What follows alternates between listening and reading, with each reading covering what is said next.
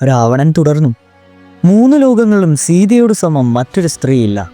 അവൾ സുന്ദരിയാണ്. അവളുടെ സൗന്ദര്യത്തെ വർണ്ണിക്കുവാൻ കവികൾക്ക് പോലും വാക്കുകൾ കിട്ടുന്നില്ല. അഗ്നിയെപ്പോലെ കത്തുന്ന കാമാസക്തിക്ക് ഞാനൊരു അടിമയായി തീർന്നിരിക്കുന്നു. എന്നാൽ അവളാകട്ടെ ഏതു സമയവും രാമനെപ്പറ്റി ചിന്തിക്കുന്നു. രാമനെപ്പറ്റി മാത്രം. എന്നെ ഒന്ന് നോക്കുവാൻ പോലും അവൾ കൂട്ടാക്കുന്നില്ല. അവളുടെ അപേക്ഷ അനുസരിച്ച് ഞാൻ 1 വർഷത്തെ കാലാവധി ഞാൻ അവൾക്ക് നൽകി. ഇപ്പോൾ അവ അവസാനിക്കേണ്ട ഘട്ടമായിരിക്കുന്നു. രാമൻ വാനരന്മാരുടെ ഒരു സൈന്യത്തെ ശേഖരിച്ചിട്ടുണ്ടെന്നാണ് അറിവ്. ഭാര്യയെ രക്ഷപ്പെടുത്തുവാൻ ആഗ്രഹിച്ചതുകൊണ്ട് അദ്ദേഹം ലങ്കയിലേക്ക് പുറപ്പെട്ടുണ്ടെന്നും കേട്ടു. ദശരഥപുത്രന്മാർക്കും ആ കുരങ്ങന്മാർക്കും ഈ വിസ്തൃതമായ സമുദ്രം കടക്കുവാൻ എങ്ങനെ കഴിയും? ഒരു കുരങ്ങൻ സമുദ്രം കിടന്നെന്നതും ഇവിടെ വന്ന് വലിയ നാശം വരുത്തിയെന്നതും സത്യം തന്നെ. ഇനിയിപ്പോൾ എന്ത് ചെയ്യണമെന്ന് ഇവിടെ കൂടിയിരിക്കുന്ന ബുദ്ധിമതികളുടെ അഭിപ്രായം ഞാൻ ആവശ്യപ്പെടുകയാണ്. ദേവന്മാരോടുണ്ടായ പല യുദ്ധങ്ങളിലും പങ്കുകൊണ്ട നിങ്ങളോട് എൻ്റെ കഴിവിനെപ്പറ്റിയും നേട്ടങ്ങളെപ്പറ്റിയും ഞാൻ പറഞ്ഞറിയിക്കേണ്ടതില്ലല്ലോ. ഈ വെറും 2 മനുഷ്യരിൽ നിന്ന് നമുക്ക് ഒരബദ്ധം വരാനില്ലെന്ന് എനിക്കുറപ്പുണ്ട്. എന്നാലും സീതയെ തടവിലാക്കിയ സ്ഥലം അവർ കണ്ടുപിടിച്ചല്ലോ. അവരതിൻ്റെ ഒട്ടാകെയും സഹായവുമുണ്ട്. അവർ സമുദ്രത്തിൻ്റെ വടക്കേക്കരയിലെ ആ ഒരു പർവ്വതത്തിൻ്റെ സമീപത്തെത്തിയിട്ടുണ്ട്. ഈ പ്രശ്നത്തെ വളരെ ശ്രദ്ധയോടെ പര്യാലോചിക്കണമെന്ന് ഞാൻ നിങ്ങളോട് ആവശ്യപ്പെടുകയാണ്. കോസലത്തിൽ നിന്നും വരുന്ന ആ 2 രാജകുമാരന്മാരെ കൊല്ലുവാനും സീതയെ ഇവിടെ സൂക്ഷിക്കുവാനും എന്ത് ചെയ്യണമെന്ന് എന്നോട് പറയുകയും വേണം. എനിക്കവരെ ഭയമില്ല.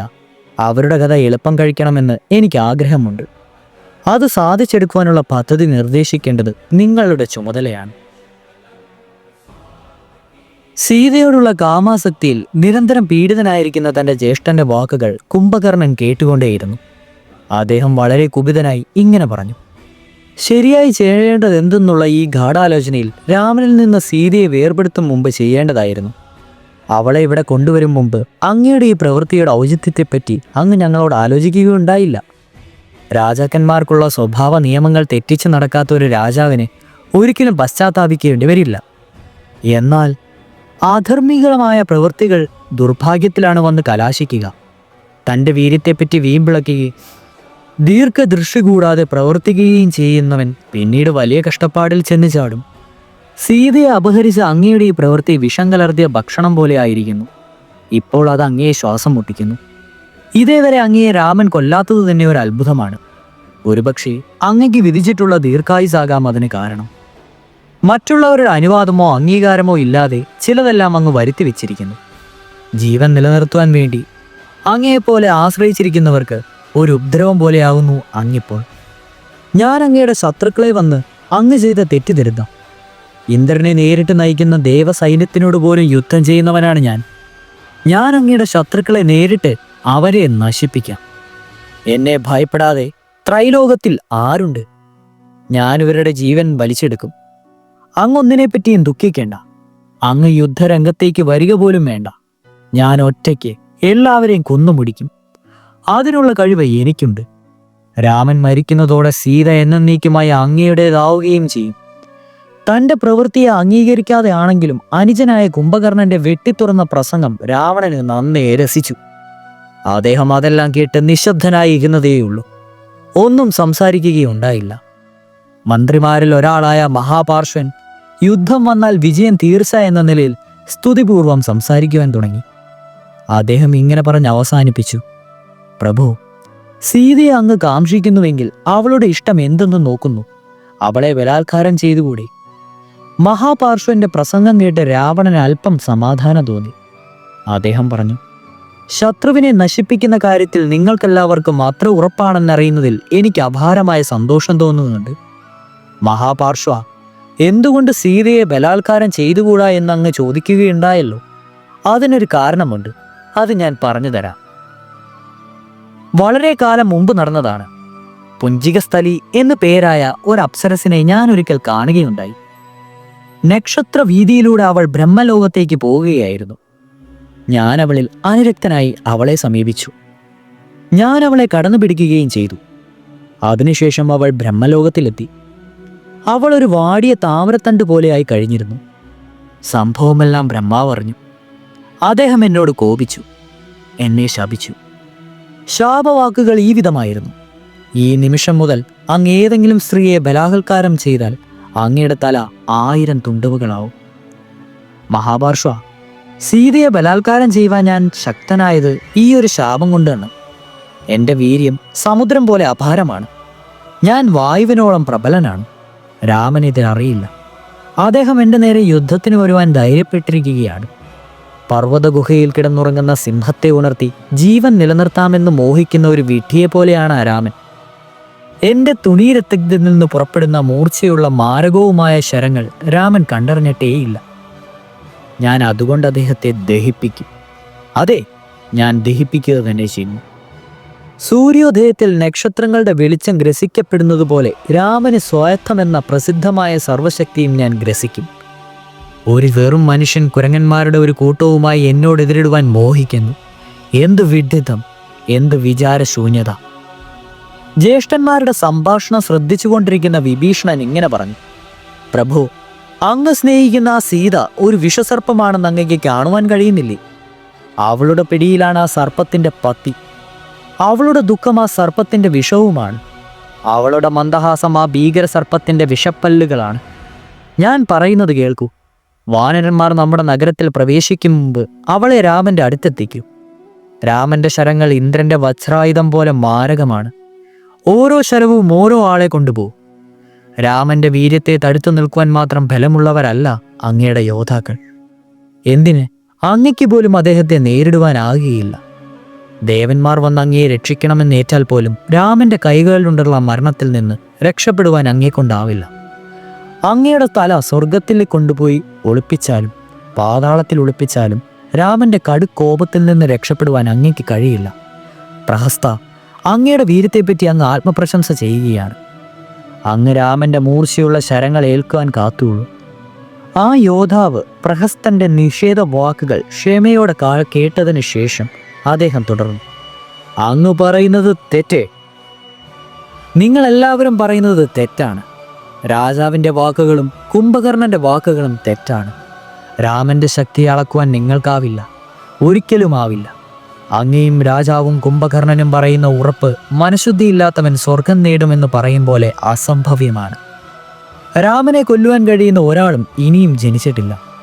ദേവന്മാർ കൂടി രാമൻ്റെ ശക്തിയെ തിട്ടപ്പെടുത്തുവാൻ കഴിയില്ല. നിങ്ങൾ ആരും തന്നെ അദ്ദേഹത്തിന് യുദ്ധത്തിൽ സമനല്ല. നമ്മുടെ ഈ രാജാവ് ജാതിയാലും പ്രകൃതിയാലും ക്രൂര സ്വഭാവിയാണ്. അദ്ദേഹം പെട്ടെന്നുള്ള പ്രേരണയാൽ പ്രവർത്തിക്കുന്നവനും വരുംവരായികൾ ചിന്തിക്കാത്തവനുമാണ്. അരുതാത്ത കാര്യങ്ങൾ അദ്ദേഹം ചെയ്യുന്നു. അദ്ദേഹത്തിൻ്റെ ശുഭാകാംക്ഷികളാണെന്ന് നടിക്കുന്നവർ എന്നാൽ യഥാർത്ഥത്തിൽ അദ്ദേഹത്തിൻ്റെ ശത്രുക്കളുമായ നിങ്ങളെപ്പോലെയുള്ളവരാണ്. അദ്ദേഹത്തെ നാശത്തിലേക്ക് നയിക്കുന്നതും നിങ്ങൾ തന്നെയാണ്. അദ്ദേഹത്തെ അധംപതനത്തിൻ്റെ മാർഗത്തിലേക്ക് കൊണ്ടുപോകുന്നതും നിങ്ങളെല്ലാവരും ചേർന്നാണ്. ഒരു ക്രൂര സർപ്പം അദ്ദേഹത്തെ ചുറ്റിയിരിക്കുകയാണ്. അതിൻ്റെ പിടിയിൽ നിന്നും അദ്ദേഹത്തെ മോചിപ്പിക്കുകയാണ് നിങ്ങളുടെ എല്ലാവരുടെയും ചുമതല. അതിനു പകരം അദ്ദേഹത്തെ മരണഗർത്തത്തിലേക്കുള്ള യാത്ര ത്വരിതപ്പെടുത്തുകയാണ് നിങ്ങളെല്ലാവരും ചെയ്യുന്നത്. നിങ്ങൾ അദ്ദേഹത്തിൻ്റെ അതിൽ നിന്നുള്ള തടയണം. വേണ്ടി വന്നാൽ ബലം പ്രയോഗിക്കണം. അദ്ദേഹത്തെ ഏതു വിധേനയും ആത്മനാശത്തിൽ നിന്ന് രക്ഷിക്കണം. അദ്ദേഹം രാമൻ എന്ന ഭയാനകവും ആപൽക്കാരവുമായ സമുദ്രത്തിലേക്ക് എടുത്തു ചാടുവാൻ നോക്കുകയാണ്. തീർച്ചപ്പെട്ട മരണത്തിൽ നിന്ന് നിങ്ങൾ അദ്ദേഹത്തെ രക്ഷിക്കണം. സീതയെ അവളുടെ ഭർത്താവായ രാമനെ മടക്കി കൊടുക്കുവാൻ നിങ്ങൾ അദ്ദേഹത്തെ ഉപദേശിക്കണം. ഈ ഒരു ഉപായമേ രാജാവിന് ഇനി കരണീയമായിട്ട് ചെയ്യുവാനുള്ളൂ. ഇത് ആവർത്തിച്ച് പറയുന്നു. രാജാവിൻ്റെ ക്ഷേമം കാംക്ഷിക്കുന്ന ഒരു മന്ത്രി ശത്രുവിൻ്റെ ബലത്തെ പരിഗണിക്കണം. തൻ്റെ രാജാവിൻ്റേതുമായി താരതമ്യപ്പെടുത്തി നോക്കണം. വിധിബലം ആർക്ക് അനുകൂലമാണെന്നും കണ്ടെത്തണം. ദൈവാധീനമില്ലേ എന്നും നോക്കണം. എല്ലാം കുലങ്കക്ഷിതമായി ചിന്തിച്ചതിന് ശേഷമേ ഒരു തീരുമാനത്തിലെത്താവൂ. അങ്ങനെ ആകിയാൽ അത് രാജാവിനും രാജ്യത്തിനും ശ്രേയസ്സായി ഭവിക്കുകയും ചെയ്യും. വിഭീഷണന്റെ ഈ വാക്കുകൾ ഇന്ദ്രജിത്ത് ഇത്രയും നേരം ക്ഷമയേറ്റ് കേട്ടുകൊണ്ടിരിക്കുകയായിരുന്നു. അദ്ദേഹം പറഞ്ഞു: അച്ഛാ, മഹാനായ രാജാവേ, അങ്ങയുടെ അനുജന്റെ വാക്കുകൾ കേട്ട് ഞാൻ ആശ്ചര്യപ്പെടുകയാണ്. അവ ശ്രദ്ധിക്കപ്പെടേണ്ടതേയില്ല. കാരണം ഒരു ഭീരുവാണ് അത് പറയുന്ന ആൾ. അദ്ദേഹം പറയുന്നത് അച്ഛൻ കേൾക്കുകയാണെങ്കിൽ അത് അങ്ങയുടെ പേരിനും പെരുമയ്ക്കും ഒരു കളങ്കമായി തീരും. ഈ വംശത്തിൽ ആരും തന്നെ ഇത്തരത്തിലുള്ള വാക്കുകൾ ഉച്ചരിക്കാറില്ല. നമ്മുടെ പാരമ്പര്യത്തിന് ചേർന്നവനെങ്കിൽ ഇപ്രകാരമുള്ള വാക്കുകൾ അയാൾ പറയുകയില്ല. അങ്ങയുടെ ഈ സഹോദരൻ ഒരു പ്രകാരത്തിലും മറ്റ് സഹോദരന്മാരെ പോലെയല്ല. കുടുംബത്തിൽ പ്രകൃത്യാവുള്ള സ്വഭാവങ്ങളും വീര്യത്തിലും ദേഹബലത്തിലും പൗരുഷത്വത്തിലും ആപത്തിനെ നേരിടാനുള്ള നെഞ്ചുറുപ്പിലും കുടുംബത്തിൽ വന്നു ചേരുന്ന മഹാമാനിയുടെ ആ തോന്നുന്ന അസഹിഷ്ണുതയിലും വിഭീഷണനോ അങ്ങൊരു വൻ ഭീരുവാണ്. അയോധ്യയിലെ 2 രാജകുമാരന്മാരെ അങ്ങ് വാനോളം പുകഴ്ത്തുന്നു. അവർക്ക് എന്തറിയാം, ഏറ്റവും ബലഹീന രാക്ഷസന്മാരിന് പോലും 2 പേരെയും കൊല്ലുവാൻ കഴിയും. രാമനെപ്പറ്റിയും അദ്ദേഹത്തിൻ്റെ അജേയതയെപ്പറ്റിയും എന്തു പറഞ്ഞ് ഞങ്ങളെല്ലാവരെയും അങ്ങ് ഭയപ്പെടുത്തുന്നത് എന്തിനാണ്? സ്വർഗാധിപനെ ബന്ധിച്ച് തടവുകാരനാക്കി നമ്മുടെ നഗരത്തിലേക്ക് കൊണ്ടുവരുന്നതിനുള്ള ശൗര്യം എനിക്കുണ്ടായിട്ടുണ്ട്. എന്നെ കണ്ട മാത്രയിൽ കൊടും ഭീതിയോടെ ദേവസൈന്യം ഓടിപ്പോയി. അതങ്ങ് മറന്നുപോ. ഞാൻ അസത്യമായി വല്ലതും പറയുകയാണോ? ആ യുദ്ധത്തിൽ ഞാൻ ഐരാവതത്തിൻ്റെ കൊമ്പുകൾ പിടിച്ച് അതിനെ തള്ളി താഴെയിട്ടിട്ടുണ്ട്. അജയ്യനായ ഒരു യോദ്ധാവ് എന്ന സൽപ്പേര് ഞാൻ സമ്പാദിച്ചിട്ടുണ്ട്. ഈ വെറും 2 മനുഷ്യരാൽ ആക്രമിക്കപ്പെട്ടാൽ എൻ്റെ വീര്യമെല്ലാം അസ്തമിക്കുമെന്ന് അങ്ങ് സങ്കല്പിച്ചുണ്ടാക്കുന്നത് എന്തിനാണ്? എൻ്റെ വീര്യത്തെ അങ്ങ് താഴ്ത്തി കിട്ടുന്നത് എന്തിനാണ്? വിഭീഷണൻ തൻ്റെ ജ്യേഷ്ഠൻ്റെ പുത്രനെ ശാന്തമായി നിർമ്മല മനസ്സോടും കൂടിയും നോക്കി. അദ്ദേഹത്തിൻ്റെ വാക്കുകൾ ശ്രദ്ധിച്ചു കേൾക്കുകയും ചെയ്തു. തൻ്റെ വാദമുഖം ഇന്ദ്രജിത്തിനെ ശ്രമിക്കുന്നത് കൊണ്ട് ഇങ്ങനെ തുടർന്നു. കുഞ്ഞേ മേഘനാഥ, നീ ഇപ്പോഴും ഒരു യുവാവാണ്. നിന്റെ ചിന്താശക്തി മുഴുവൻ ഉണർന്നു കഴിഞ്ഞിട്ടില്ല. ആ മഹൽപാഠം നീ പഠിച്ചു കഴിഞ്ഞിട്ടില്ല. വിവേചനം അഥവാ തെറ്റും ശരിയും തിരിച്ചറിയുവാനുള്ള ശക്തി നിന്റെ വാക്കുകൾക്ക് അർത്ഥശൂന്യമാണ്. ഈ വിധമുള്ള സാഹസത്താൽ ആത്മനാശം വരുത്തിവെക്കുമെന്ന് മാത്രമാണ് നീ ചെയ്യുന്നത്. രാമന്റെ മഹത്വത്തെപ്പറ്റി പറഞ്ഞു കേട്ടിട്ട് പോലും നിനക്ക് വന്നു ചേരുവാൻ പോകുന്ന ആപത്തിനെ നീ അംഗീകരിക്കുന്നില്ല. നീ നിന്റെ അച്ഛനെ സഹായിക്കുകയാണെന്നാണ് നിന്റെ വിചാരം. എന്നാൽ യാഥാർത്ഥ്യത്തിൽ നീ അദ്ദേഹത്തിൻ്റെ ശത്രുവാണ്. നിന്റെ കേമതളങ്ങളെപ്പറ്റിയുള്ള വ്യാമോഹങ്ങളെപ്പറ്റി അദ്ദേഹത്തിൻ്റെ മനസ്സിൽ നീ ഊതിപ്പെരിപ്പിക്കുകയാണ് ചെയ്യുന്നത്. നിനക്ക് വളരെ വേഗം മരണത്തെ വനരിക്കേണ്ടതിന് എനിക്ക് ഉറപ്പാണ്. നിന്നെപ്പോലെ അനുഭവസിദ്ധരാവാത്ത ഒരു യോദ്ധാവിനെ രാജാവ് സദസ്സിലേക്ക് ക്ഷണിച്ചു വരുത്തുന്നതായിരുന്നു. ഒരു യോദ്ധാവിനെ പറ്റി ഇങ്ങനെ ഒരിക്കലും പറയരുത്. കുഞ്ഞെ ഇന്ദ്രജിത്തെ, ധർമ്മമാർഗം എന്തെന്ന് നിനക്കറിയില്ല. നിനക്ക് ചെയ്യുവാൻ അസാധ്യമായ ചിലതുണ്ടെന്ന് നീ അറിയുന്നില്ല. നീ വേണ്ടതിൻവണ്ണം മനസ്സായമ്യം നേടിയിട്ടില്ല. പ്രായമായവരെ ബഹുമാനിക്കേണ്ടത് എങ്ങനെയാണെന്ന് നിനക്കറിയില്ല. നിന്നേക്കാൾ ബുദ്ധി കൂടിയവരോടും നിന്നേക്കാൾ പ്രായം കൂടിയവരോടും എങ്ങനെ സംസാരിക്കണമെന്ന് നിനക്കറിയില്ല. നിനക്ക് ബുദ്ധിയില്ല, വിശാലചിന്തയില്ല, ദീർഘദൃഷ്ടിയുമില്ല. നിന്റെ ചിന്തകൾ മുഴുവൻ ക്രൂരതയെ ലാക്കാക്കിക്കൊണ്ടാണ്. പിന്നീട് വിഭീഷണൻ രാജാവിൻ്റെ നേരെ തിരിഞ്ഞിങ്ങനെ പറഞ്ഞു. പ്രഭോ, ദയവായി എൻ്റെ ഉപദേശം കേൾക്കുക. അങ്ങയുടെ ആധീതനതയിലുള്ള ഏറ്റവും അപൂർവമായ രത്നങ്ങൾ കയ്യിലെടുത്ത് സീതയും കൂട്ടിക്കൊണ്ട് രാമൻ്റെ മുമ്പിൽ ചെന്ന് അവയെല്ലാം കാഴ്ചവെക്കുക. സീതയെ അദ്ദേഹത്തിന് തിരികെ നൽകുക. അപ്പോൾ അങ്ങേക്ക് ഈ മനോവിഷമം ഇല്ലാതെയാവും. ഞങ്ങൾക്കെല്ലാവർക്കും അതുകൊണ്ട് ആശംസ കൊള്ളുവാനാവും. സുഖമായി ദീർഘകാലം ജീവിക്കുകയും ചെയ്യാം. ഞാൻ ഈ പറയും പോലെ ചെയ്യണമെന്ന് ഞാൻ അങ്ങയോട് താണുകയാണ് അപേക്ഷിക്കുന്നു. വിധിയാൽ പ്രചോദിതനായ രാവണൻ വിഭീഷണന്റെ വാക്കുകൾ ശ്രദ്ധിക്കുകയുണ്ടായില്ല. അദ്ദേഹം അനുജന്റെ നേരെ തിരിഞ്ഞ് അദ്ദേഹത്തെ വളരെ പരുക്ഷമായി സംസാരിച്ചു. പഴഞ്ചൊല്ലിൽ പതിരില്ലെന്ന് എനിക്ക് ബോധ്യമായി. ഒരുവന് ശത്രുവിനോട് ഇണങ്ങിക്കഴിയുവാൻ സാധിച്ചെന്ന് വരാം. കോപിക്കപ്പെട്ട സർപ്പത്തോടൊന്നിച്ചെന്നും എന്നാൽ മൈത്രി അഭിനയിക്കുന്നവർക്ക് യാഥാർത്ഥ്യത്തിൽ ശത്രുവിനോട് കൂറ പുലർത്തുന്നവനുമായെന്ന് ജീവിക്കുവാനാവില്ല. ജീവിക്കരുത്, ഇതാണല്ലോ ചൊല്ല്. 3 ലോകങ്ങളിലുമുള്ള ജ്ഞാനങ്ങളെപ്പറ്റി എനിക്ക് വളരെയേറെ പരിചയമുണ്ട്. അങ്ങയെപ്പോലുള്ള ആളുകൾ ആരോടെങ്കിലും കൂട്ടുകൂടി സുഖമായി വസിക്കും. എന്നാൽ ആപത്ത് വരുന്ന സമയം സ്വന്തക്കാരുടെ നേരെ വാളോങ്ങുവാൻ തയ്യാറാവുകയും ചെയ്യും. അങ്ങനെയുള്ള വഞ്ചകന്മാരും ദുഷ്ടാത്മാക്കളുമാണ്. ഗോക്കളിൽ എല്ലാ നന്മയും കുടികൊള്ളുന്നവനെന്ന് പറയുന്നപ്പെടുന്നു. ബ്രാഹ്മണരിൽ ഇന്ദ്രിയ നിയന്ത്രണവും ചപലത സ്ത്രീകളിൽ എന്നുമുണ്ടാവുമെന്നാണ് പറയുക. അതുപോലെ ജ്ഞാനികളിലുള്ളിൽ ആപത്ത് പതുങ്ങിയിരിപ്പുണ്ടെന്ന് പറയാറുണ്ട്. ഓ, അതെത്ര ശരി. ജനമധ്യത്തിൽ ഞാൻ ഏറെ ബഹുമതി സമ്പാദിച്ചിട്ടുണ്ട്. 3 ലോകങ്ങളിൽ നിന്നും സർവ്വസമ്പത്തും കീർത്തിയും കൊണ്ട് ഞാൻ അനുഗ്രഹീതനാണ്. ശത്രുശിരസുകളിൽ ഞാൻ എൻ്റെ പാദം വലിച്ചിട്ടുണ്ട്. അതൊന്നും അങ്ങേക്ക് ഇഷ്ടപ്പെടുന്നില്ലെന്ന് വ്യക്തം.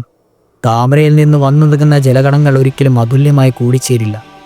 അവ എപ്പോഴും വേറിട്ട് തന്നെ നിൽക്കുന്നു. ഇല ആപത്തിൽപ്പെട്ട് ഉലയുമ്പോൾ ഉടൻ ചാടിപ്പോവുകയും ചെയ്യുന്നു. ആത്മജ്ഞാനരായ മനുഷ്യരുടെ സ്നേഹവും അതുപോലെ തന്നെയാണ്. അവരെ സഹായിക്കുന്നവരുമായി താങ്ങേക്ക് വേണ്ടി വരുന്നവരുമായി അങ്ങനെ തന്നെ പോകുന്നു. തേനീച്ച പുഷ്പങ്ങളിൽ വന്നിരിക്കുന്നു. അതിൻ്റെ തേൻ മുഴുവൻ കുടിച്ചു പറ്റിച്ചു കഴിഞ്ഞാൽ പിന്നീട് അതിനേക്ക് എവിടെ പോകുവാൻ സാധിക്കും? അങ്ങും ആ തേനീച്ചയെ പോലെയാണ്. ഇനിയും പറയട്ടെ, ആത്മജ്ഞാനന്മാരുടെ സ്നേഹം ശരൽക്കാല മേഘങ്ങളുടെ ഗർജനം പോലെയാണ്. വലിയ മുഴക്കം കേൾക്കുക, ഒരു തുള്ളി മഴ പോലെ ലഭിക്കുകയുമില്ല. വിഭീഷണ, നീ പറഞ്ഞ ആ വാക്കുകൾ മറ്റൊരാളാണ് ഉച്ചരിച്ചിരിക്കുന്നതെങ്കിൽ ആ നിമിഷം ഞാൻ അയാളെ കൊന്നുകളയുമായിരുന്നു. എന്നാൽ എൻ്റെ കോപത്തിന് ഇരയാകുവാൻ പോലും അർഹതയില്ലാത്ത നികൃഷ്ടനാണ് നീ. എന്നെ സംബന്ധിച്ചിടത്തോളം നീ ഒരു വഞ്ചകനാണ്. എൻ്റെ കുടുംബത്തിനൊരു അപമാനം തന്നെയാണ് നീ. നിന്നെ കാണുവാൻ പോലും എനിക്കിഷ്ടമില്ല. ജ്യേഷ്ഠനെ ഉപദേശിച്ച് നേരെയാക്കാമെന്ന് വിഭീഷണൻ വിചാരിച്ചത് വെറും വിഡ്ഢിത്തമായിരുന്നു. രാജാവിൻ്റെ വാക്കുകൾ, ജ്യേഷ്ഠന്റെ വാക്കുകൾ വിഭീഷണനെ കഠിനമായി വേദനിപ്പിച്ചു. പെട്ടെന്ന് വിഭീഷണൻ നിലത്തുനിന്ന് മേൽപോട്ടുയർന്നു. അദ്ദേഹത്തോടൊപ്പം അനുഗാമികളായി മറ്റ് 4 പേരും. ഇപ്പോൾ അദ്ദേഹം രാവണന്റെ നേരെ രോക്ഷാകുലനായി കാണപ്പെട്ടു. ആകാശത്തിൽ നിലയുറപ്പിച്ചുകൊണ്ട് അദ്ദേഹം ജ്യേഷ്ഠനോട് ഇങ്ങനെ പറഞ്ഞു: ഹേ രാജാവേ, അങ്ങേക്ക് മുതിർന്നവനായിപ്പോയി. അതുകൊണ്ട് അങ്ങേക്കും ഇഷ്ടം പോലെ എന്തു വേണമെങ്കിലും പറയാം. കനിഷ്ഠന്മാർ ജ്യേഷ്ഠനെ പിതാവിനെ പോലെ കണക്കാക്കണമെന്നാണ് പ്രമാണം. എന്നാൽ പ്രഭു, അങ്ങ് ധർമ്മമാർഗത്തിലൂടെ ചരിക്കാൻ ഒരുക്കമല്ല. അങ്ങയെ രക്ഷിക്കണമെന്ന് ഞാൻ മനസ്സിൽ കരുതി.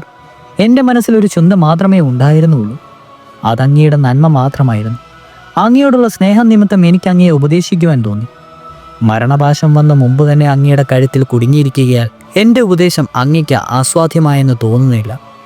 ഇന്ദ്രിയങ്ങളോ വികാരങ്ങളോ നിയന്ത്രണാതീതമല്ലാത്തവർക്ക് എൻ്റേതുപോലുള്ള വാക്കുകൾ രുചിക്കില്ല.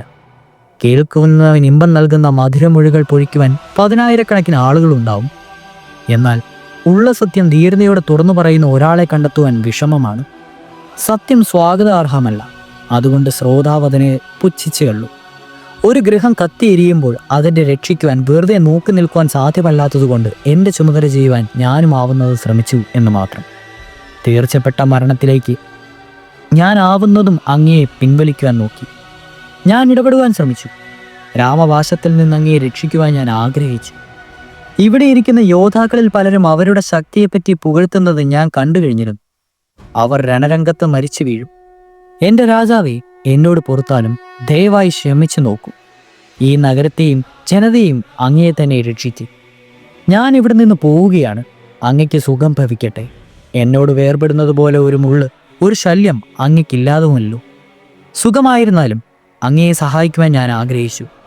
എന്നാൽ ഒരാളുടെ ജീവിതം അവസാനിക്കുന്ന സമയം സ്നേഹിതരുടെയും ശുഭാകാംക്ഷികളുടെയും വാക്കുകൾ അയാൾ ചെവികൊള്ളില്ല. തൻ്റെ മനസ്സിലുള്ളതെല്ലാം രാവണനോട് തുറന്നു പറഞ്ഞതിന് ശേഷം തപസ്വിയായ വിഭീഷണൻ ലങ്കാ നഗരം വിട്ടു. താമസിയാതെ അദ്ദേഹം സമുദ്രത്തിൻ്റെ മറുകരയിലെത്തി. രാമലക്ഷ്മണന്മാരായിരുന്നു അവിടെ ഉണ്ടായിരുന്നത്. സൈന്യത്തിന് കാവൽ നിന്നിരുന്ന വാനരന്മാർ ആകാശത്തിൽ നിലകൊണ്ടിരുന്ന വിഭീഷണനെ കണ്ടു. കൂടെ 4 രാക്ഷസന്മാരെയും ആഭരണങ്ങൾ അണിഞ്ഞ അദ്ദേഹം കയ്യിൽ തൻ്റെ വലിയ ഗതയുമായി ശോഭിച്ചിരുന്നു. താഴെക്കിടയിലുള്ള വാനരന്മാർ സുഗ്രീവനെ വരുത്തി. സുഗ്രീവൻ ആകാശത്തിൽ നിലകൊള്ളുന്ന 5 രാക്ഷസന്മാരെയും കണ്ടു. അദ്ദേഹം അവരെ, പ്രത്യേകിച്ചും വിഭീഷണനെ ഒട്ടനേരം ശ്രദ്ധാപൂർവം നോക്കിക്കൊണ്ടേ നിന്നു. അതിനുശേഷം അദ്ദേഹം ഹനുമാനോടും മറ്റുള്ളവരോടുമായി ഇങ്ങനെ പറഞ്ഞു: ഈ രാക്ഷസൻ സുശക്തമായ ആയുധം ധരിച്ചിട്ടുണ്ട്. അവർ 5 പേരുണ്ട് താനും. അവർ ഇവിടെ എത്തിയിട്ടുള്ളത് നമ്മളെ കൊല്ലുവാനാണെന്ന് എനിക്ക് തീർച്ചയുണ്ട്. ചുറ്റുമുണ്ടായിരുന്ന കുരങ്ങന്മാർ അടുത്തുണ്ടായിരുന്ന വൃക്ഷങ്ങൾ പുഴുകിയെടുത്ത് അവയെ ആയുധമാക്കി നിന്നു. അവരൊരു യുദ്ധത്തിനൊരുങ്ങവേ മുകളിൽ നിന്നുകൊണ്ട് എല്ലാം കണ്ടുകൊണ്ടിരുന്ന വിഭീഷണൻ അവർക്ക് കേൾക്കത്തക്ക വിധം ഉച്ചത്തിൽ ഇങ്ങനെ വിളിച്ചു പറഞ്ഞു: രാവണൻ എന്ന പാവിയായ രാക്ഷസ രാജാവിൻ്റെ കനിഷ്ഠ സഹോദരനാണ് ഞാൻ. എൻ്റെ പേർ വിഭീഷണൻ എന്നാണ്. രാവണനാണ് ജനസ്ഥാനത്തു നിന്ന് സീതയെ അപഹരിച്ചത്. അദ്ദേഹമാണ് ജടായുവിനെ കൊന്നതും.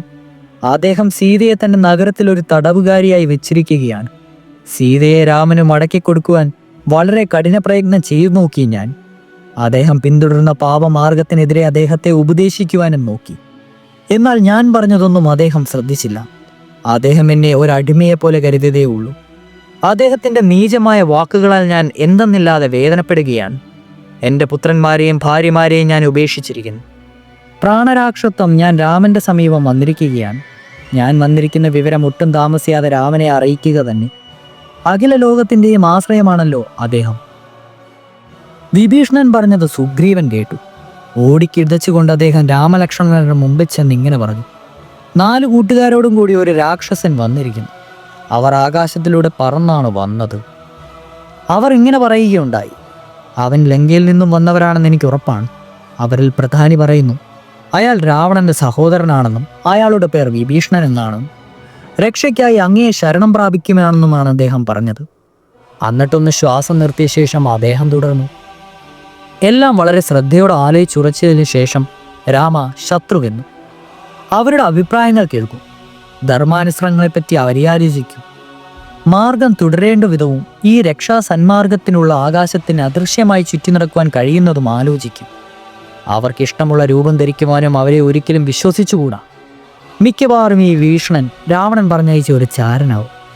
അയാൾ നമ്മുടെ ഇടയിൽ വന്ന് എന്തെങ്കിലും ദുരദിഷ്ട പദ്ധതി കണ്ടിട്ടുണ്ടാവും. അദ്ദേഹം അതേയാൾ വിശ്വാസം നേടിയേക്കാം. പിന്നീടങ്ങ് അശ്രദ്ധ വരുമ്പോൾ അയാൾ അങ്ങക്ക് എന്തെങ്കിലും ഉപദ്രവം ചെയ്തേക്കാം. അയാൾ ഒരു രാക്ഷസനാണ്, രാവണന്റെ സഹോദരനാണെന്നും പറയും. നമ്മുടെ ബലത്തെപ്പറ്റി അറിയുവാൻ ചാരപ്രവൃത്തിക്കായി ശത്രുവിനാൽ നിയോഗിക്കപ്പെട്ടവനാണ് അയാൾ. അത് വ്യക്തം തന്നെയാണ്. അയാൾ നമുക്ക് എങ്ങനെ വിശ്വസിക്കാൻ കഴിയും? അയാളുടെ ആത്മാർത്ഥതയെപ്പറ്റി നമുക്ക് എന്തറിയാം? രാവണന്റെ ഒരു ദൂതനായ അയാൾ പരിഗണിച്ചാൽ ഒരൊമ്പിട്ട് നിൽക്കുന്ന കൂമനെ പോലെ അയാൾ നമ്മോട്ട് എതിരിട്ട് നിൽക്കും. നമ്മുടെ വിശ്വാസം അയാൾ രൂഢമായി എന്ന് കണ്ടാലുടൻ അയാൾ നമ്മെ നശിപ്പിക്കുകയും ചെയ്യും. സുഗ്രീവൻ ഒരു രാഷ്ട്രീയ നിയമാസകനായിരുന്നു. മനുഷ്യരെ പറ്റിയുള്ള ഗവേഷണം നടത്തുവാനുള്ള ബുദ്ധിമുട്ടായിരുന്നു അദ്ദേഹം ഇത്രയും പറഞ്ഞത് നിശബ്ദനായി നിന്നു. രാമൻ അദ്ദേഹത്തിന്റെ വാക്കുകൾ ശ്രദ്ധിച്ചു കേട്ടു. അതിനുശേഷം വാനരന്മാർ അനുഗീകേട്ട ഹനുമാന്റെ നേരെ തിരിഞ്ഞ് ഇങ്ങനെ പറഞ്ഞു: ചങ്ങാതി, സുഗ്രീവന്റെ വാക്കുകൾ ഞാൻ ശ്രദ്ധിച്ചു. അങ്ങേയും കേട്ടിരിക്കുമല്ലോ. ഇങ്ങനെയുള്ള പ്രശ്നം വന്നുദിക്കുമ്പോൾ, വ്യത്യസ്തങ്ങളായ അഭിപ്രായങ്ങൾ വന്നു ചേരുമ്പോൾ, ഒരു തീരുമാനം എടുക്കും മുമ്പ് കഴിയുന്നത്രയധികം പേരുടെ അഭിപ്രായം ആരായുന്നത് ബുദ്ധിപൂർവമായിരിക്കും. നിങ്ങളെല്ലാവരും എൻ്റെ ശുഭാകാംക്ഷികളാണ്. അതുകൊണ്ട് നിങ്ങൾക്ക് ഏവർക്കും അവരവരുടെ മനസ്സിൽ ശരിയെന്ന് തോന്നുന്നത് തുറന്നു പറഞ്ഞുകൊള്ളൂ. വിനയത്തോടും വലിയ ബഹുമാനത്തോടും കൂടി താങ്കളുടെ മനസ്സിലുള്ളത് അവർ ഓരോരുത്തരും പറഞ്ഞു. ചുരുക്കം ഇതായിരുന്നു: ഈ 3 ലോകങ്ങളിലും അവിടത്തേക്ക് എറിയുവാൻ വയ്യാത്തതായി ഒന്നുമില്ല. അവിടുത്തെയുടെ ജന്മസിദ്ധമായ ശ്രേഷ്ഠതയാണ് മാത്രമാണ് ഞങ്ങളുടെ അഭിപ്രായം ആരായെന്ന് ചോദിച്ചത് തന്നെ. ഞങ്ങളത് അഭിമാനം കൊള്ളുന്നുണ്ട്. സത്യമാണ് അവിടുത്തെ മതം. അവിടുത്തെ ധർമ്മിഷ്ഠനാണ്, ധീരനാണ്. അവിടുന്ന് കോപിച്ചാൽ പിന്നെ നേരെ നിൽക്കുവാൻ ആരുമില്ല. ഒരു കാര്യത്തെപ്പറ്റും വിവിധ പ്രകാരനെ വിശകലനം ചെയ്യാതെ അവിടുന്ന് ഒരിക്കലും ഒരു തീരുമാനവും എടുക്കുകയില്ല. പ്രിയപ്പെട്ടവരോടുള്ള അവിടുത്തെ ദീനാനുകമ്പ സുപ്രസിദ്ധമാണ്. ഞങ്ങൾക്കൊരാൾ കൂടുതൽ ബുദ്ധിയുള്ളവരും പ്രായമുള്ളവരുമായി വളരെ പേർ ഇവിടെയുണ്ട്. അവർ ഓരോരുത്തരായി സംസാരിക്കുവാൻ ദയവായി അവിടുന്ന് അവരോട് പറയുക. അംഗദന് സംസാരിക്കണമെന്നുണ്ടായിരുന്നു. അദ്ദേഹം രാമന്റെ അടുത്ത് ചെന്ന് ഇങ്ങനെ പറയും: ശത്രുപക്ഷത്തു നിന്ന് വന്നു വൈകിയാൽ വിഭീഷണനോടും ശങ്കയോടും കൂടി മാത്രമേ പെരുമാറുവാൻ പാടുള്ളൂ. ചതിയന്മാർ എപ്പോഴും ഉള്ളിലുള്ളത് പുറത്തു വിടുവാൻ മാത്രമേ പെരുമാറുകയുള്ളൂ. സന്ദർഭം ഒത്തുവരുമ്പോൾ അവർ കാര്യം നേടുവാൻ നോക്കും. വിശ്വസിച്ചവരെ അവർ ഉപദ്രവിക്കും. ഈ രാക്ഷസന്റെ കൂട്ടത്തിൽ എടുക്കും മുമ്പ് തന്റെ നന്മതിന്മകളെപ്പറ്റി നമ്മൾ ആലോചിക്കാം. എന്തുകൊണ്ട് നമുക്ക് ഗുണമാണ് വന്നു ചേരുക? എങ്കിൽ എന്തുകൊണ്ട് നാശവും? വ്യത്യസ്തന്മാരായ പല അഭിപ്രായങ്ങളും അവർ കേട്ടു. പക്ഷെ അവരെല്ലാം മൊത്തത്തിൽ വിഭീഷണനെ എടുക്കുന്ന കാര്യത്തിൽ ഭിന്നാഭിപ്രായക്കാരായിരുന്നു. ഒടുവിലാണ് ഹനുമാൻ പറഞ്ഞത്. അദ്ദേഹം മൃദു എന്നാൽ അർത്ഥവത്വവുമായ വാക്കുകളാണ് ഉച്ചരിച്ചത്. അവ മാധുര്യമേറിയതും കുറ്റമറ്റവയുമായിരുന്നു. അദ്ദേഹം ഇങ്ങനെയാണ് പറഞ്ഞത്: സംഭാഷണകലയിൽ ബൃഹസ്പതിക്ക് പോലും അങ്ങയോളം കഴിവുകൾ കാണില്ല. അങ്ങയുടെ വിജ്ഞാനം അനന്തമാണ്. അങ്ങയുടെ പദപ്രയോഗം അപാതചൂടം ആസ്വദ്യമാണ്. എന്നിരുന്നാലും എന്നോട് സംസാരിക്കണമെന്ന് കൽപ്പിക്കുകയാൽ എനിക്ക് തോന്നിയത് ഞാൻ പറയും. മറ്റുള്ളവർ പറഞ്ഞതിനെ ഖണ്ഡിക്കണമെന്ന് വെച്ചോ മറ്റുള്ളവരെക്കാൾ എനിക്ക് ബുദ്ധി കൂടുമെന്ന് വെച്ചോ അല്ല ഞാൻ സംസാരിക്കുന്നത്. വിഭീഷണനെ പറ്റി അന്വേഷണം നടത്തുവാൻ ഞാൻ ഒരു ചാരനെ അയക്കണമെന്നാണ് എൻ്റെ നിർദ്ദേശം. അത് ആവശ്യമാണെന്നോ പ്രായോഗികമാണെന്നോ എനിക്ക് തോന്നുന്നില്ല എന്നും ഉണ്ട്. ഈ വിഭീഷണൻ പെട്ടെന്നാണ് വന്നത്. സന്ദർശന നിയമങ്ങൾ പാലിച്ചുകൊണ്ടല്ല എന്നും ഒരു ഉപദേശകൻ പറയുന്നത് കേട്ടു. മുൻകൂട്ടി അറിയിക്കാതെ പെട്ടെന്ന് ഇങ്ങു നിന്നോ വന്നു എന്ന വസ്തു തന്നെ അദ്ദേഹത്തിന് അനുകൂലമായെന്ന് എനിക്ക് തോന്നുന്നു. എൻ്റെ അഭിപ്രായത്തിൽ അദ്ദേഹം വളരെയേറെ ചിന്തിച്ചിട്ടുണ്ടാവാം ഇങ്ങനെ വരുവാൻ തീരുമാനിച്ചത് എന്നാണ്. അദ്ദേഹത്തിന്റെ ജ്യേഷ്ഠൻ ഹീനകൃത്യങ്ങൾ അദ്ദേഹം കണ്ടതാണ്. അങ്ങയുടെ ശ്രേഷ്ഠതയെപ്പറ്റി അദ്ദേഹം കേട്ടിട്ടുമുണ്ട്. അധർമ്മമാർഗം വെടിവാൻ അദ്ദേഹം പലരും ജ്യേഷ്ഠനെ ഉപദേശിച്ചിട്ടുമുണ്ട്. അത് അസാധ്യമാണെന്ന് ബോധ്യപ്പെടുകയും ചെയ്തിട്ടുണ്ട്. സംഭവങ്ങളെപ്പറ്റിയും ഭാവിയെപ്പറ്റിയും കുലങ്കൃക്ഷമായി ചിന്തിച്ചിട്ടുള്ളവരാണ് അദ്ദേഹം. ഗാഢമായ ആലോചനയ്ക്ക് ശേഷം അങ്ങയെ സമീപിക്കുവാൻ അദ്ദേഹം മനസ്സാ ഉറച്ചിരിക്കുകയാണ്. ഒരധർമ്മയെ ഉപേക്ഷിക്കുകയും അങ്ങയെ പോലുള്ള ഒരു ശ്രേഷ്ഠാത്മാവിന്റെ പാദങ്ങളിൽ ശരണാഗതി തേടുകയും ചെയ്യുക എന്ന ഒരൊറ്റ മാർഗമേ തനിക്കിനിയുള്ളൂ എന്ന് കാണുകയും അപ്രകാരം പ്രവർത്തിക്കുകയുമാണ് അദ്ദേഹം ചെയ്തിട്ടുള്ളത്. എന്നെ കൊല്ലുവാനുള്ള രാവണന്റെ തീരുമാനത്തിനെതിരെ രാജാവിനോട് സംസാരിക്കുന്ന അവസരത്തിൽ ഞാൻ അദ്ദേഹത്തെ ലങ്കയിൽ വെച്ച് കണ്ടിട്ടുണ്ട്. അദ്ദേഹത്തിന്റെ മുഖം പ്രശാന്തമായിരുന്നു. ഒരു തരത്തിലും ഒരു കപട വേഷധാരിയായി എനിക്ക് തോന്നിയിട്ടില്ല. അദ്ദേഹം നമുക്കൊരു ആപൽക്കാരിയായി തീരുമെന്നും എനിക്ക് തോന്നുന്നില്ല. ഒരു ചതിയൻ അദ്ദേഹം ചെയ്തതുപോലെ എനിക്ക് തോന്നിയിട്ടില്ല. താൻ ആരാണെന്ന് അദ്ദേഹം ആദ്യമേ വ്യക്തമാക്കി. അതുകൊണ്ട് അദ്ദേഹത്തെ വിശ്വസിക്കാം. മനസ്സിലെ ചിന്തകൾ മുഖം കൊണ്ടറിയാം. വികാരങ്ങൾ മുഴുവനായി മൂടിവെക്കാൻ എത്ര യത്നിച്ചാലും സാധ്യമാവില്ല. അദ്ദേഹം തന്റെ ജ്യേഷ്ഠനെ പരസ്യമായി ഉപേക്ഷിച്ചിരിക്കുന്നു. അങ്ങയെ സമീപിക്കുകയും ചെയ്തിരിക്കുന്നു. അദ്ദേഹത്തെ സ്വീകരിക്കുകയും അദ്ദേഹത്തിന്റെ വാക്കുകൾ സത്യമാണെന്ന് ബോധിക്കുകയും വേണമെന്നാണ് എനിക്ക് തോന്നുന്നത്. എൻ്റെ മനസ്സിലുള്ളത് ഞാൻ വെളിവാക്കി. ശരിയായത് ഏതെന്ന് അങ്ങയ്ക്ക് തോന്നുമോ ആ വിധം പ്രവർത്തിക്കുക. വേദവിജ്ഞാനങ്ങളുടെ മൂർത്തിഭാവമായ രാമൻ, കാരുണ്യത്തിന്റെ ഇരിപ്പിടമായ രാമൻ, ആരാലും അചേയനായ രാമൻ ഹനുമാന്റെ വാക്കുകൾ കേട്ട് സന്തുഷ്ടവാനായി. അദ്ദേഹം തന്റെ മനസ്സിലുള്ളത് ഇന്നെന്ന് ഈ വിധം അറിയിച്ചു. വിഭീഷണനെ എന്ത് ചെയ്യണമെന്ന് ഞാൻ ഉറച്ച് അത് നമ്മുടെ ക്ഷേമത്തിന് ഉതകുന്നതുമാണ്. ഇതിനെപ്പറ്റി മറ്റുള്ളവരുടെയും അഭിപ്രായം എനിക്കറിയാം. യഥാർത്ഥമായ സ്നേഹത്തോടുകൂടി ആരെന്നെ ശരണം പ്രാപിച്ചാൽ അയാളെ ഒരു കാരണവശാലും ഞാൻ ഉപേക്ഷിക്കില്ല എന്നത് സത്യമായിട്ടുള്ള കാര്യമാണ്. ഈ വിധം വിഭീഷണനെ എന്ത് ചെയ്യണമെന്നും ഞാൻ ഉറച്ചു. പൂർവികർ ഇക്ഷ്വാകു വംശജരായ ഞങ്ങൾക്കുണ്ടാക്കി വെച്ച നിയമമാണിത്. ഞാനത് അക്ഷരം പ്രതി അനുസരിക്കുകയാണ് ഉണ്ടാവുന്നത്. സുഗ്രീവൻ ഇടപെട്ട് അങ്ങനെ പറഞ്ഞു, രാമ, ഈ അപരിചിതനൊരു രാക്ഷസനാണ്. അയാൾ സത്തോ അസത്തോ എന്ന ഒരു പ്രശ്നമല്ല. അത് നമ്മെ ഒരു തരത്തിലും ബാധിക്കുന്നുമില്ല. എന്നാൽ ആപത്തിൽപ്പെട്ട സ്വന്തം സഹോദരനെ ഉപേക്ഷിച്ചോടി വന്ന ഒരുവനെ സ്വീകരിക്കുന്നതിനെ പറ്റി ചിന്തിക്കേണ്ടതില്ലേ എന്നാണ് എൻ്റെ അഭിപ്രായം. തന്നിൽ വിശ്വാസമർപ്പിക്കുന്നവനെ അയാൾ വഞ്ചിക്കുവാനാണ് ഇട. വീരനായ രാമൻ സുഗ്രീവന്റെ വാക്കുകൾ ശ്രദ്ധയോടെ കേട്ടു. അദ്ദേഹം പുണ്യപുരുഷനായ ലക്ഷ്മണന്റെ നേരെ തിരിഞ്ഞ് ഒരു മൃദു മന്ദഹാസത്തോടെ പറഞ്ഞു, വിഭീഷണന് സിംഹാസനത്തിനുള്ള കൊതിയില്ലെന്നുമെന്നാണ് എനിക്ക് തോന്നുന്നത്. ഒരു രാക്ഷസ കുടുംബത്തിൽ ചിലപ്പോൾ ധർമ്മിഷ്ഠനായ ഒരുവൻ ജനിച്ചു എന്ന് വരാം. ഇയാൾ സ്വീകരിക്കണമെന്നാണ് എനിക്ക് തോന്നുന്നത്. ഇയാളുടെ ജ്യേഷ്ഠനുമായി കൂടിക്കഴിഞ്ഞാൽ ഇയാൾക്ക് അസാധ്യമായി തീരുകയാവുന്നു എന്നൊരു വ്യക്തമാവുന്നുണ്ട്. അതുകൊണ്ട് ഇയാൾ എന്നെ സമീപിച്ചിരിക്കുകയാണ്. ഇയാളുടെ വാക്ക് നാം വിശ്വസിക്കണം.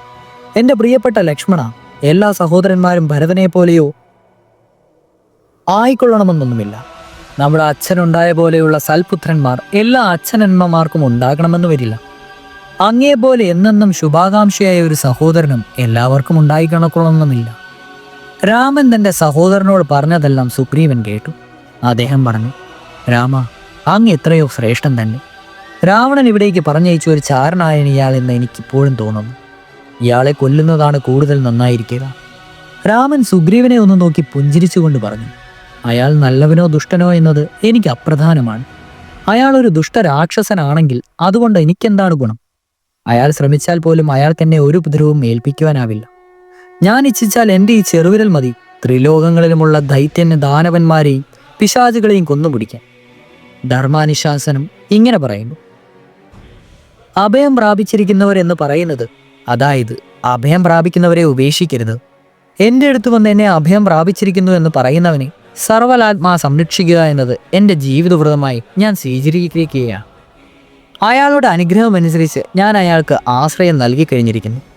വിഭീഷണനായാലും രാവണൻ തന്നെയായാലും എൻ്റെ വന്നശ്രേഷ്ഠയാൽ ഞാൻ അഭയം നൽകും. അങ്ങുപോയി അദ്ദേഹത്തെ എൻ്റെ അടുത്തേക്ക് കൂട്ടിക്കൊണ്ടുവരിക. രാമൻ്റെ നിശ്ചയദാർഢ്യത്തോടെയുള്ള വാക്കുകൾ കേട്ട് സുഗ്രീവൻ ആശ്ചര്യവര്യനായി. അദ്ദേഹം ഇങ്ങനെ പറഞ്ഞു, രാമ, അങ്ങ് നന്മയുടെ പ്രതീകമാണ്. ധർമ്മമാർഗത്തിലൂടെ മാത്രമേ അങ്ങ് ചരിച്ചിട്ടുള്ളൂ.